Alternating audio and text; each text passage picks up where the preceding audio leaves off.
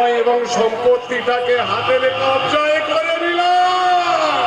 তোমার ভাই মহাদেবকে তুমি কবজা করতে পারোনি দাদা, তাই দলিলের ডুপ্লিকেট কপি নিয়ে এসে আজ যে সর্বনাশের সূচনা করলাম, হয়তো একদিন বিভীষণ হয়ে তোমার এই সোনার লঙ্কা ধ্বংস করেই তা শেষ করবো।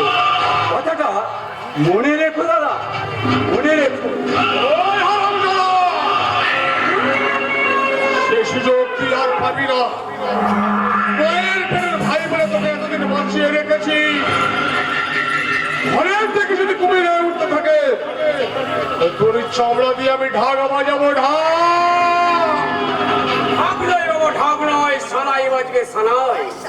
মল্লিকা স্বইচ্ছায় আমাকে বিয়ে করা রাজি হয়ে গেছে। সে খবরটা তখন ঠোঙা হয়ে গেছে। ওই যে অমর বিশ্বাসকে ধরে দেওয়ার জন্য তারা এসপি সাহেবের কাছে পাঠিয়েছিলাম, তার কি হলো বল? উনি বললেন যে এসব সাহেব তদন্ত না করে আমরা কিছু করতে পারবো না। পুলিশ কিচ্ছু করবে না বাবু, সে রিপোর্টটা লিখে বন্ধ করে দিল। বন্ধ করে রাখলো মানে ওকে অ্যারেস্ট করার ব্যবস্থা করবে না? উনি বললেন এসব ব্যাপারে আমরা যাচাই না করে কিছু করতে পারবো না। দেখি মুশালা পুলিশ খেলা কি হয়ে ওসি শালা ওসালাকে ধরছে না কেন? তাই বুঝতে পারছি না। কেউ বেটা নাকি একদিন ওই ওসিকে মেয়েকে রক্ত দিয়ে বাঁচিয়েছিল, তাই জন্য ওরা অমনিবাবু ওকে এইভাবে প্রতিদান দিচ্ছে। শালা কি দেশ মাইরি, এই দেশে কোনো গণতন্ত্রই নেই। একটা খুনি অপরাধী খোলা বাজারে ঘুরে বেড়াচ্ছে আর পুলিশ বসে বসে খৈনি ডলছে। খৈনি আপনি বলবেন তো আমি একটা মতলব দিতে পারি বাবু। সর্বনাশ করার জন্য আমি সবকিছু করতে পারি, তোর মতলবটা কি বল? দিয়ে আমি 2-500 আদমি ভাড়া করে নিয়ে আসবো, নিয়ে এসে তাদের হাতে ঝান্ডা তুলে দিয়ে কাল সকালে থানা ঘেরাও করে বসে যাবো। আর ওই সঙ্গে স্লোগান দিতে হবে, জহর ব্যানার্জির খুনিকে ধরতে হবে, ধরতে হবে। সমাজ বিরোধী পুলিশের ডাক্তা চলবে না, চলবে না, চলবে না, চলবে না, চলবে না, চলবে না, চলবে না। খবরদার মানে ও কাজ ভুলেও করতে যেও না, শেষে কেঁচা করতে গিয়ে সাপ বেরিয়ে পড়তে পারে। আমি কোনো কেলেঙ্কারির ভয় পাই নাই মুকুন্দ সাহা। পেতে হবে বাবু, পেতে হবে, কারণ তো আপনি তো নাটের গুরু। ওই বেটাকে নিয়ে বেশি হইচই করতে গিয়ে কোনোভাবে যদি আপনার নামটা যদি ফাঁস হয়ে যায়, তাহলে ফাঁসির দড়ির হাত থেকে আপনি বাঁচতে পারবেন না বাবু। আস্তে কথা বল, সে কে কোথা থেকে শুনে ফেলবে। তাহলে আস্তে কথা বলার জন্য আমাকে কিছু মোটা ধরনের টাকা দিতে হবে বাবু, কমপক্ষে 1050। এই শালা, আর তুই কত টাকা আমাদের কাছ থেকে নিবি? কিন্তু আজও কালো ওই অমর ব্যানার্জির অ্যারেস্ট করতেই হবে, করতেই হবে। তারপর আমার মুখের একটাই কথায় অমর বিশ্বাস আবার ছাড়া পেয়ে যাবে। ফালতু কথা বলবেন না বাবু, আরোরাতে দাঁড়িয়ে আপনাকে সব সত্যি কথা বলতে হবে। সেই সত্যিটা কি তোমরা দুজন কিন্তু কেউ জানো না, জানি শুধু আমি আর মুকুন্দ বাবু। তাই টাকা না পেলে সব কথা বলে দিতে হবে। তোকে সেই সত্যি কথা বলার জন্য তোকে তার আমি বাঁচিয়ে রাখবো না। আজই তোকে আমার হাতে মরতে হবে। আমি মরে গেলে ওই অমরের বিরুদ্ধে কে সাক্ষী দেবে বাবু? অমরের বিরুদ্ধে তোর লাশটাই সাক্ষী দেবে মানে বসন। শালাকে শক্ত করে ধর, সারা জীবনের মতো সমস্ত শব্দ বন্ধ করে দেবো। ছন্দে ছন্দে দুলি আনন্দে আমি বন ফুল, আমি বন ছন্দে ছন্দে দুলি আনন্দে আমি বন ফুল।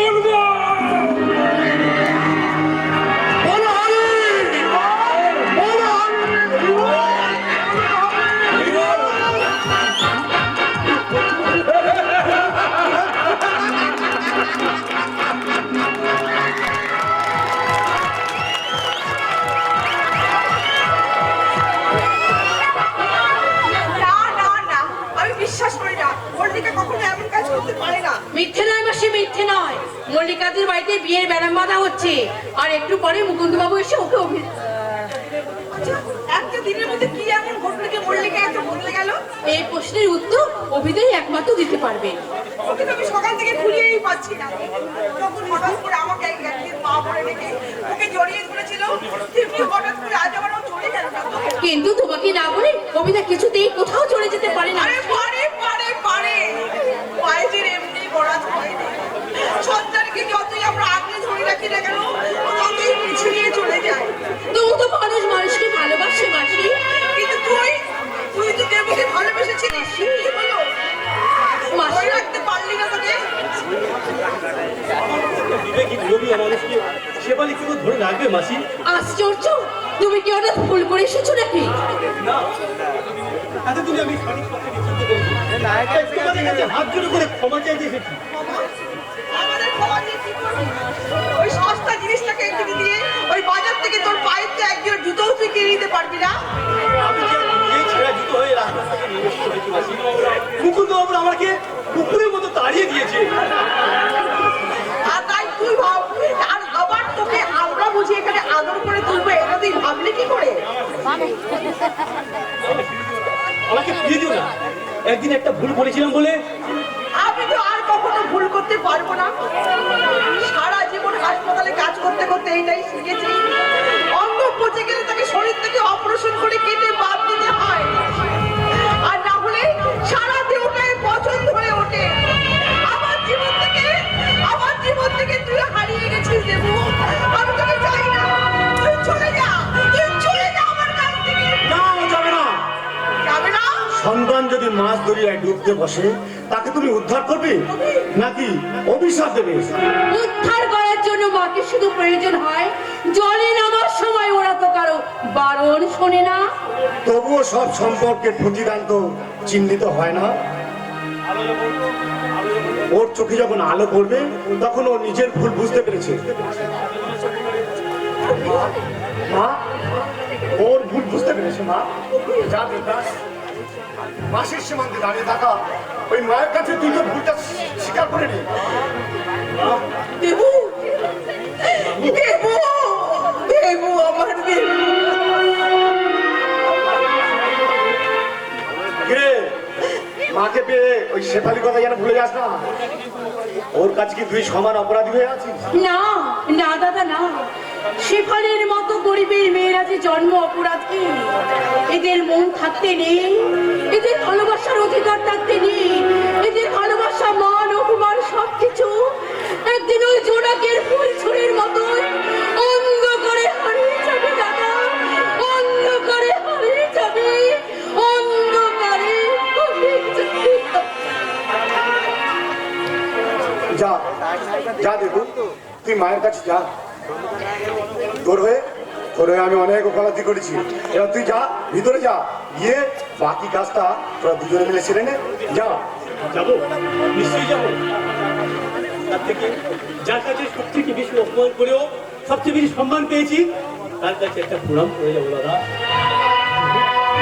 আমার নব জন্মের নব প্রণাম।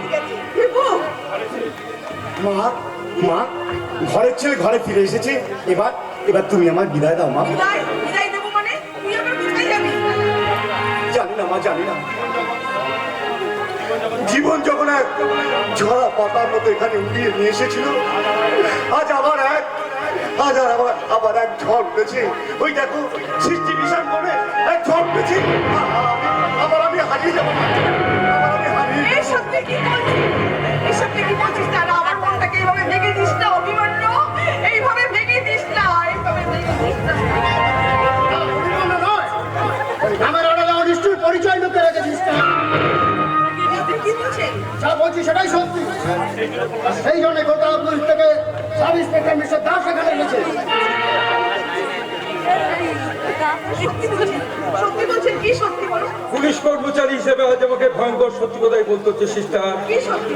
এতদিন মিথ্যার মুখোশের আড়ালে আপনাদের বিশ্বাসের ঘরে যে জায়গা করে নিয়েছিল, তার নাম অমর বিশ্বাস। এই অমর বিশ্বাস মল্লিকার বাবার হত্যাকারী। হতে পারে না, হতে পারে না।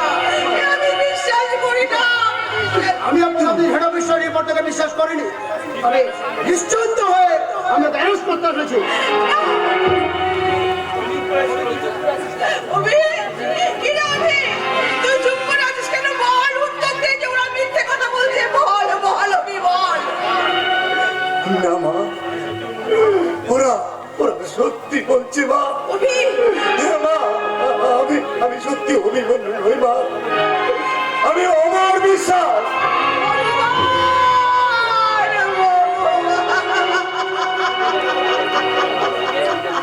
মল্লিকার বাবাকে খুন করার অপরাধে কলকাতা পুলিশ আমাকে গ্রেফতার করেছে।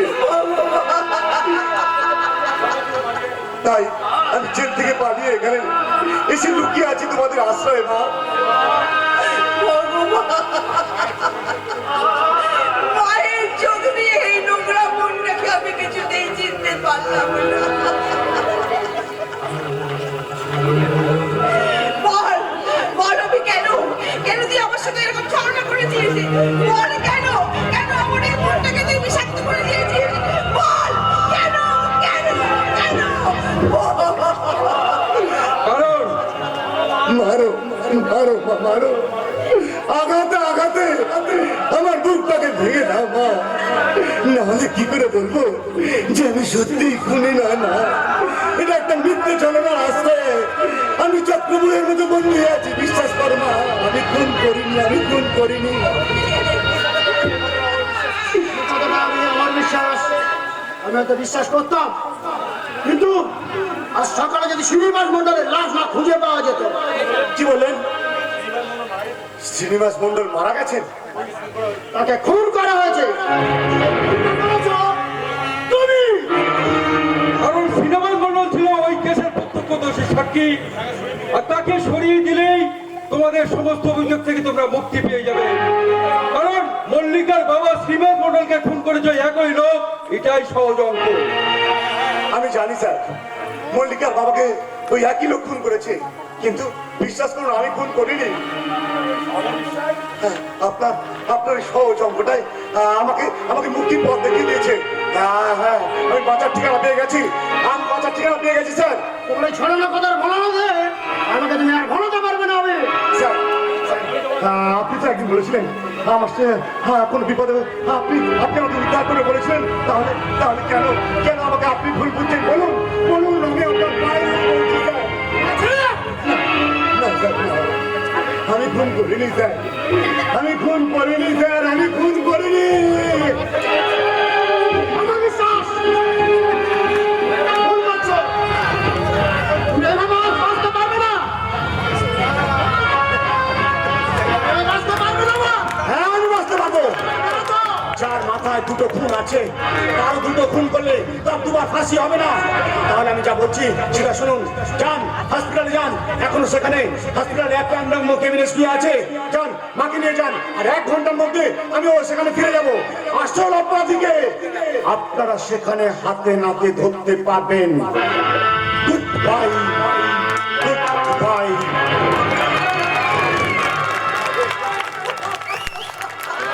সিস্টার মারিয়া, চলুন আমাদেরকে এখন হসপিটালে যেতে হবে। আপনি তাহলে ওর কথা বিশ্বাস করছেন স্যার? হ্যাঁ হ্যাঁ, বিশ্বাস করতেই আমাকে হবে। ওর মধ্যে বিশ্বাস আদায় করার ক্ষমতা আছে। যেভাবে হোক, ও যেভাবে হোক, ও এখান থেকে পালিয়ে যেতে পারে না। ও ঠিক আসামিকে কোন জায়গায় খুঁজে বের করবে। চলুন চলুন, আমাদের এখনই হসপিটালে যেতে হবে। এখন আমার অভি বাঁচবে তো? জানি না, আমি কিছুটাই জানি না, তবে একটা চান্স আমাকে নিতে হবে। করতে চাই, আমি জানি, তবে এখনই মধ্যে যদি না যাই, ওই আমার বিশ্বাস বা অভিমন্যুর জীবনের দাম অনেক অনেক অনেক। চলুন, চলুন।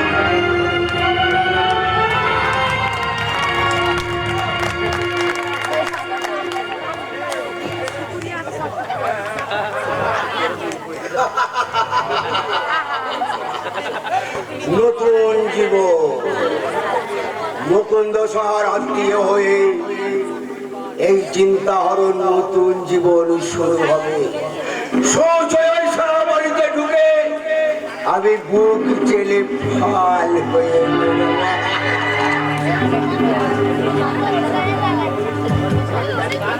তার আগে তুই যে আমার মুখ থেকে ফলা ফলা করে দিলি রে শালা। কাল মল্লিকার বিয়ে, আজ ওর আশীর্বাদ করতে আসছে। এখন ওর টাকা হাতে নেই, এখন ওর টাকা। আর কত টাকা আসবে? এর মধ্যে তো 50,000 টাকা কাটিতে খুঁজে ফেলেছে। ওই 50,000 টাকায় মেয়ের বিয়ে হয় না, বুঝলি? কেন হবে না? মাত্র 30টা লোকের তো নিমন্ত্রণ করেছে। খাট, বিছানা কিছুই দিতে হচ্ছে না। এতে বাড়িতে লক্ষ্মী পুজো করলে অনেক খরচা হয়। বাকি 50,000 টাকা না হাতে এলে আমি তো আজ মল্লিকার আশীর্বাদ হতে দেবে না। বাহ, চমৎকার বাবা, চমৎকার। ভাইজির বিয়ে নিয়েও তোমরা কাললেবি লঙ্কা ভাগ শুরু করে দিয়েছো। কিছু বাদ। তোর জ্যাঠা ওই মল্লিকার বিয়ের জন্য আলাদা করে কত লাখ টাকা রেখেছে বলতে পারিস? জ্যাঠা মশাই টাকা রেখে না গেলেও মেয়েটাকে রেখে গেছিল বলে আজ তাকে বিক্রি করে তোমরা টাকা কামাতে পারছো বাবা। কি করলাম? তুমি বাবাকে এই কথা বলছো? গীতায় শ্রী ভগবান বলেছেন, পিতা স্বর্গ পিতা ধর্ম।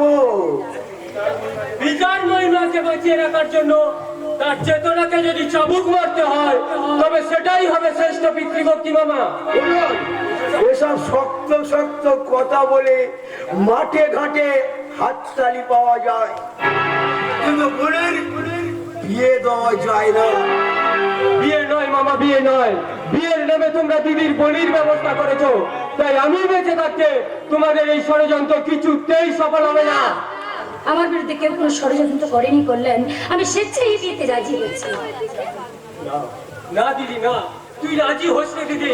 রাজি যে হয়েছে সে অপ্রকৃতিস্থ বিকৃত মনের মেয়ে, প্রতিহিংসা, রাগ আর অভিমান, যার স্বাভাবিক চিন্তা শক্তির আকাশটাকে কালো মেঘে ঢেকে রেখেছে। হ্যাঁ হ্যাঁ হ্যাঁ, আমি স্বীকার করছি, আমি স্বীকার করছি আমার বাবার মৃত্যু তার প্রতিশোধ চাই। তাই তার কামনাকে আমি কিছুতেই বেঁচে থাকতে দেব না। তুই আমার একটা কথা শোন, ছোট ভাই হিসাবে বলছি দিদি, ছোট ভাই হিসাবে বলছি। না না করলাম, তোর কথা মেনে নিয়ে একটা ঘাতকের গলায় আমার মালা কোনোদিন আমি পরাতে পারবো না। সেই জন্যই তো আমি আশীর্বাদী করতে চলে এলাম। তোমার বাবা বেঁচে থাকলে আজকের দিনে খুব পেতেন, মানে খুব খুশি হতেন। জ্যাঠা মশাই কতটা আনন্দ পেতেন তা আমি জানি না, কিন্তু তার ছেলেরে আমি কিছুতেই আপনাদের এই ছলনার অনুষ্ঠানে হাজির থাকতে পারবো না, কিছুতেই না। আরে আসুন বিআই মশাই, আসুন আসুন। আজকের দিনে দাদা বেঁচে নেই বলে আপনাদের জন্য কোনো আয়োজন করতে পারিনি। না, আপনারা আয়োজন করবেন কেন? মা তো আমার বাড়িতে যাবে, যা আয়োজন করেন আমি সেখানেই গিয়ে করবো। আপনার তো অনেক বড় বড় পুলিশ অফিসারের সঙ্গে জানাশোনা আছে, আপনি পারেন না আমার বাবার খুনিকে অ্যারেস্ট করতে? আমি যে ব্যবস্থা করেছি এ মনে হচ্ছে। কি মনে হচ্ছে বাবু? এতক্ষণে বুঝি শ্রীনিবাসের খুনি ধরা পড়ে গেছে? আমি জানতাম একটা নৃশংস খুনি কখনোই তার পরিচয়টাকে ঢেকে রাখতে পারবে না। একদিন রক্ত তার সঙ্গে বিশ্বাসঘাতকতা করে তার মরণকে ঠিক ডেকে নিয়ে আসবেই। ও বেটার কথা চিন্তা করে সময় নষ্ট করবেন না স্যার। আশীর্বাদের কাজটা শুরু করে দিন। গীতায় শ্রী ভগবান বলেছেন, শুভম শিক্ষক। তাহলে ওই কথাই রইল বিআই মশাই। মল্লিকা, আমি জানি ভিতরে কাজটা সেরে আসছি, তুই কথা বল মা। এসো মা, এসো, আশীর্বাদ করছি, সঙ্গে এসো। বসুন। আইয়া বাবু। না না না, হাতটা নামান। কি বললে?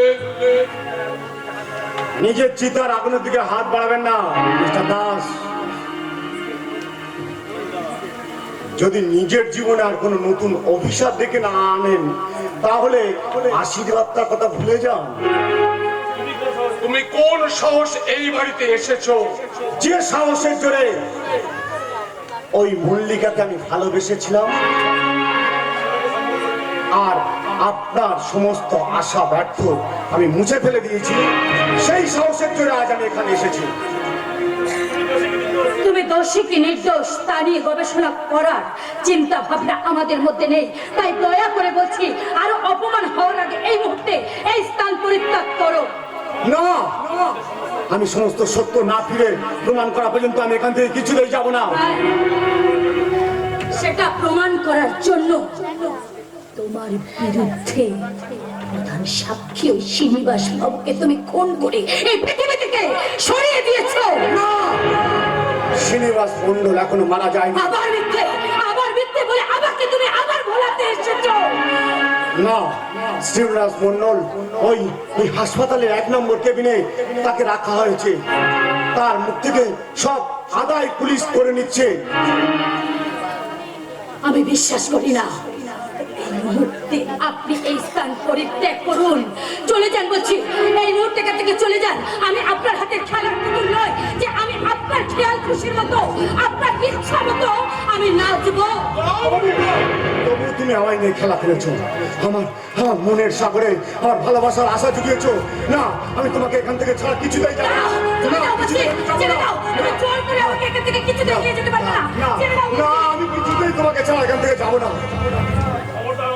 খবরদার অমর, ওকে ছেড়ে দাও বলছি। না, আমি মল্লিকার উপর গুলি চালাতে না পারলেও আপনার উপর গুলি চালাতে নিয়েই তারপর যাবো। আসল সত্যটাকে উদ্ঘাটন করে আপনাদের সকলের মুখ আমি টেনে খুলে দেবো, খুলে দেবো।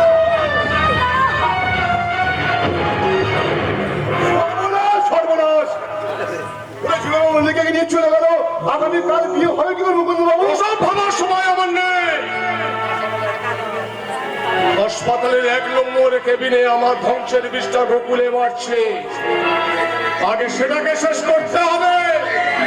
আসুন, চলে আয় বাবু, হাসপাতালে।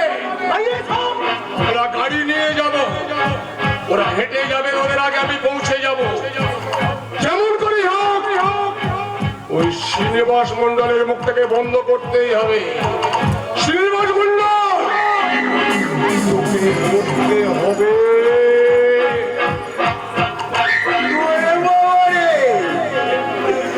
এসব খোলাখুলির মধ্যে নেই। জামাই বাবু, আমি সোজা বর্তমানে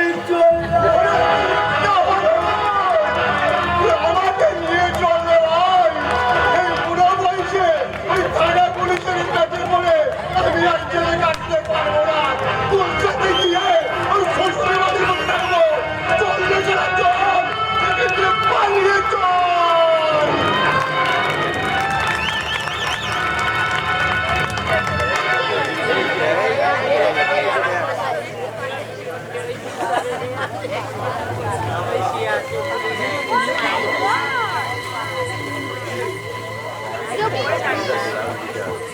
না না সিস্টার, এভাবে আপনাকে এবারে একা থাকতে দিতে পারি না। কেন পারবেন না? নার্স থাকাটা তো কোনো অস্বাভাবিক ব্যাপার নয় স্যার। আপনি বুঝতে পারছেন না, একটু পরেই এখানে কি ঘটনা ঘটতে চলেছে আমরা কেউ তো জানি না। যে মানুষটা দুটো খুন করেছে, বেকায়দায় পড়লে সে যথেষ্ট হিংস্র হয়ে উঠতে পারে। তাই তো আমার বড় ভয় করছে স্যার। অভির যদি আমার কোনো বিপদ হয় তাহলে আমি তখন কি করবো? আমি তাকে অভির কোনো বিপদ হবে না সিস্টার। আমার মন বলছে অভির সম্পূর্ণ নির্দোষ। আর একটু পরে ও তা প্রমাণ করতে পারবে। না সিস্টার, আপনি বাড়ি যান। কিন্তু মায়ের প্রাণটা যে কোনো কথাই মানতে চায় না স্যার। নার্সিংহোমের কাজে এতদিন ধরে এই রোগীর সেবা করেছি, তাদের কথা ভালোবেসেছি, কিন্তু কেউ এইভাবে মায়ের মনটা কিন্তু কেউ বুঝতে চায়নি স্যার, কেউ বুঝতে চায়নি। হ্যাঁ, আসছে এগুলো আমাদের একটা লুকিয়ে রাখতে হবে। লুকিয়ে দিয়ে আমাদের ফলো করতে হবে। আপনি চলে আসুন, আমরা এইদিকে চলে আসুন।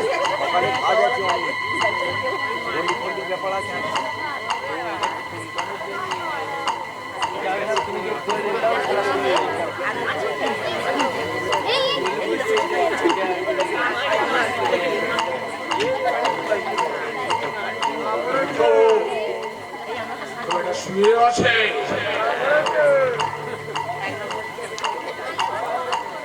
শ্রীনিবাস, একবার তুই আমার হাত থেকে বেঁচে গেছিস, আর বাঁচবি না।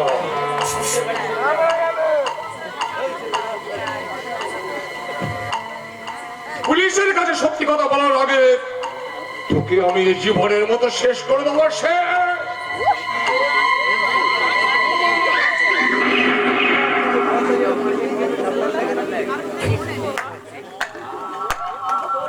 সাবাস দাদা সাবাস, মরার উপর খুনের দায়ে তুমি একটা বিরাট ভূষা চাপিয়ে দিলে।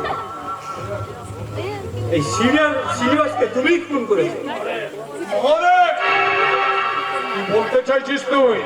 বলতে চাই যে ওটা শ্রীনিবাস নয়, ওটা একটা খড়ের পুতুল। শ্রীনিবাস কাল রাতেই মারা গেছে, তাই আসল খুনিকে ফাঁদে ফেলার জন্য পুলিশের তরফ থেকে ওর বেঁচে থাকার মিথ্যা নাটক সাজানো হয়েছিল। ওরে হরমজাদা, তুই নিজের ভাই হয়ে আমার সাথে বেইমানি করছিস। তোর বেইমানির সমস্ত স্বাদ আমি মিটিয়ে দেব।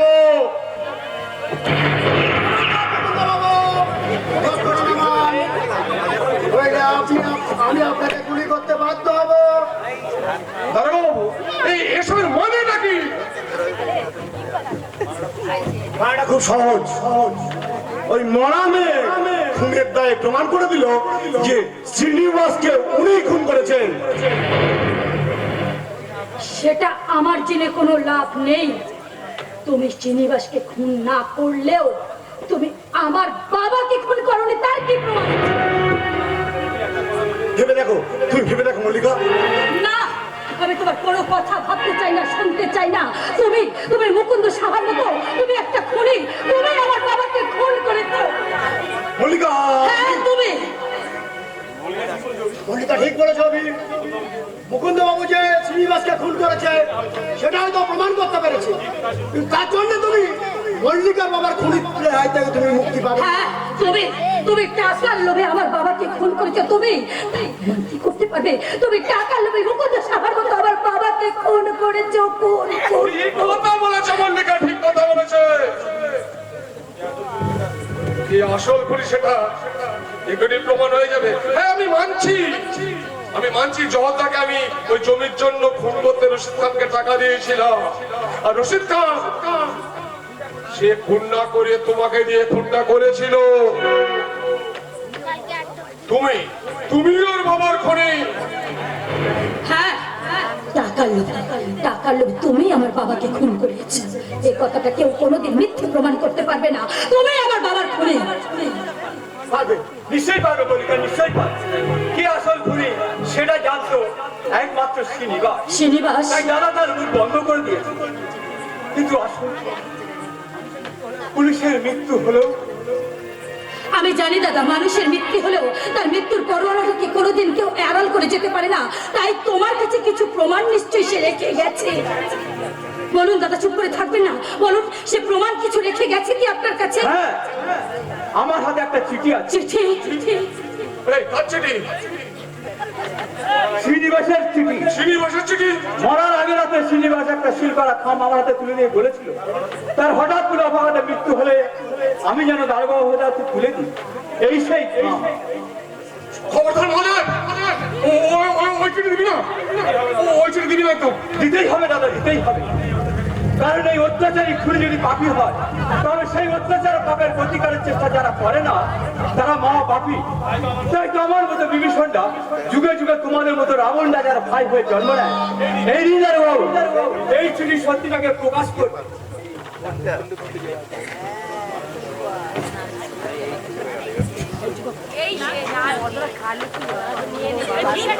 মাননীয় ধর্মবতার, জগদ্দার আসল খুনিকে আড়াল করার জন্য আমরা এক গভীর ষড়যন্ত্র করেছিলাম। সেই অনুযায়ী রশিদ খান গুলি চালিয়েই ভিড়ের মধ্যে মিশে যায়। আমি অমর বিশ্বাস নামের এক নিরীহ পথচারীকে জাপটে ধরে তার পকেটে পিস্তল গুঁজে দিয়ে ডাকাত ডাকাত বলে চিৎকার করতে থাকি। পুলিশ অফিসারও প্ল্যান মাফিক ছুটে এসে তাকেই গ্রেফতার করে। অমর বিশ্বাস সম্পূর্ণ নির্দোষ। যদি কোনোদিন মুকুন্দবাবু আমাকেও শেষ করতে চায় তাহলে সত্যটা যাতে প্রকাশ হয় এবং প্রতিশোধ নেওয়ার জন্যেই মহাদেব বাবুর পরামর্শ মতো এই স্বীকারোক্তিটা আমি লিখে রাখলাম। শ্রীনিবাস মন্ডল। এই মল্লিকা, মল্লিকা তুই বিশ্বাস করো?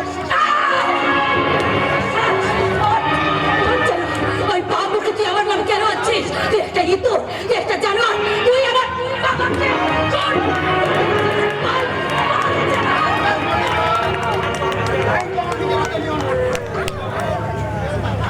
বাবু, আমার পাড়ার কাছে চলে যাই। কলকাতা পুলিশ সচিবকে অ্যারেস্ট করেছে। এবং আমিও আপনাকে কলকাতায় নিয়ে গিয়ে রশিদ খানের সাথে আপনাকে জেলে পাঠাবো। কৃষ্ণচন্দ্র, পালিয়ে যাও। পিস্তল ফেলে দে। মুকুন্দ বাবু, আমার পিস্তলটা কিন্তু আপনার মাথা লক্ষ্য করে আছে। জানি অফিসার, জানি। যুগের মতো সাহারা তো সহজে ধরা যায় না। নিজের বিচার নিজেরাই করে। মুকুন্দ বাবু, তাহলে তাকে সর্ষে তৈরি করেছে। মুকুন্দ বাবু, কোথায় আছে তো ওই যে আমার গান, কাননমালা দেবী। ছন্দে ছন্দে দুলি আনন্দে আমি বলো ফুল, ছন্দে ছন্দে দুলি আনন্দে আমি বলো ফুল, আমি বলো ফুল।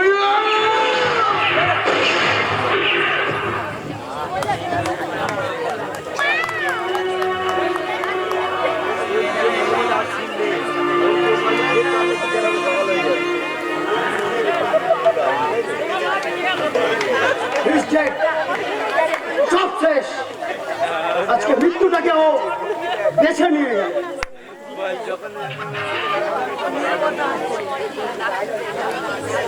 তাহলে তাহলে আর কি স্যার? তাহলে এখন আসি স্যার। কার উপর অভিমান করে তুই মাকে ছেড়ে চলে যাচ্ছিস অভি? বল। এই দুনিয়ায় আমার তো আর কেউ নেই মা। অভি, তাই তাই আমি যখন একবার এখানে এসেছিলাম, এবার আমি ফিরে যাচ্ছি মা। না, অপরাধ ভুল আমি স্বীকার করছি। অপরাধ তো আমরা সবাই করেছি, তার শাস্তি তুমি কেন আমাকে একা দিয়ে যাচ্ছ? আচ্ছা, আমি কি তোমার কাছে ক্ষমা করতে পারি না? তুমি কি আমাকে ক্ষমা করতে পারো না? ক্ষমা করার ক্ষমতা আমার নেই মল্লিকা। মা, আজ ঘরে ঘরে আমার মতো লক্ষ লক্ষ অভিমন্যুরা এক ষড়যন্ত্রের শিকার হচ্ছে। হ্যাঁ, তাদের শিক্ষা অশিক্ষাটাকে দূরে সরিয়ে দিয়ে এই সমাজের বুকে তারা এক চরম শাস্তির মুখে চলে যাচ্ছে। হিংসার চক্রে বন্দী হয়ে আমার মতো অভিমন্যুরা যন্ত্রণা ছটফট করছে। ক্ষমা যদি চাইতেই হয়, তাহলে এই সমাজের অভিমন্যুদের কাছে ক্ষমা চেয়ে নাও। আমরা সবাই বাঁচবো অভি, আমরা সবাই বাঁচবো।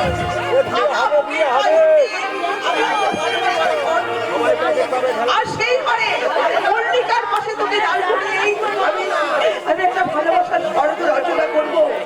সেখানে তোকে আমি বন্দি করে রাখবো সারা জীবন অবধি। সেখান থেকে স্নেহ ভালোবাসার শেকল কেটে